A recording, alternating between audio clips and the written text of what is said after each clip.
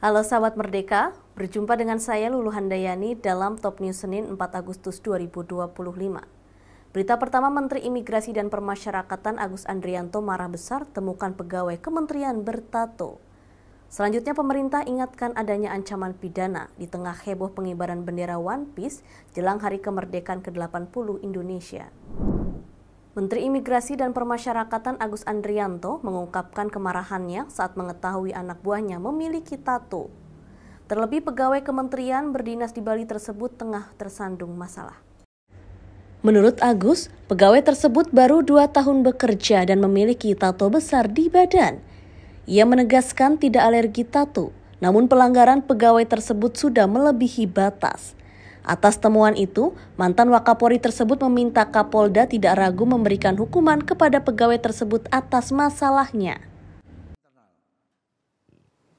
Ini saya menerima laporan di Bali ini ada pegawai baru 2 tahun tatonya kayak preman itu. Ini saya nggak ngerti ini apa penyakit mental kali ya. Manusia ini apa hebatnya sih kok sampai kalau kena sakit gigi nggak ada hebatnya tuh tato itu. Saya pernah sakit gigi. Biar tato pun satu badan juga kalau sakit gigi ya meriang juga tuh. Jadi pegawai baru sebentar jadi apa? Menggunakan jabatannya sebagai petugas imigrasi, orang asing pasti takut sama dia. Terus jadi preman. Saya lihat awalnya saya mau bantu itu. Masuk kasus kecil, mana tahu saya pikir kasusnya kecil. Giliran saya ditunjukkan ini loh Pak tatonya. Waduh ini udah.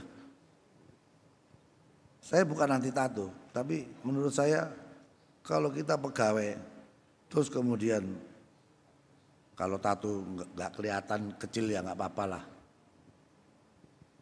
Tapi ini tato sepanjang badan.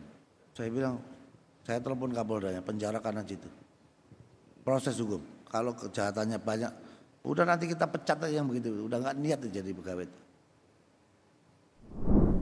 Maraknya bendera Jolly Roger atau belakangan dikenal dengan bendera One Piece berkibar jelang HUT kemerdekaan Indonesia menjadi fenomena unik. Menteri Koordinator Politik dan Keamanan Jenderal Budi Gunawan mengingatkan adanya ancaman pidana atas tindakan tersebut. Banyak yang beranggapan memasang bendera One Piece sebagai bentuk protes dengan kondisi Indonesia saat ini. Fenomena unik ini tentu membuat pemerintah tidak tinggal diam. Menko Budi Gunawan mengingatkan pesan penting kepada masyarakat. Jenderal jebolan Kepala Badan Intelijen Negara tersebut meminta pemasangan bendera One Piece tidak menjadi upaya pecah belah bangsa Indonesia. Pihaknya bahkan sudah mencermati serius adanya upaya provokasi untuk menurunkan marwah merah putih dan menggantinya dengan bendera One Piece. Kondisi ini dianggap sudah memprihatinkan. Menko Budi ingin masyarakat tetap mengingat jasa para pahlawan dengan tetap mengibarkan bendera Sang Saka merah putih.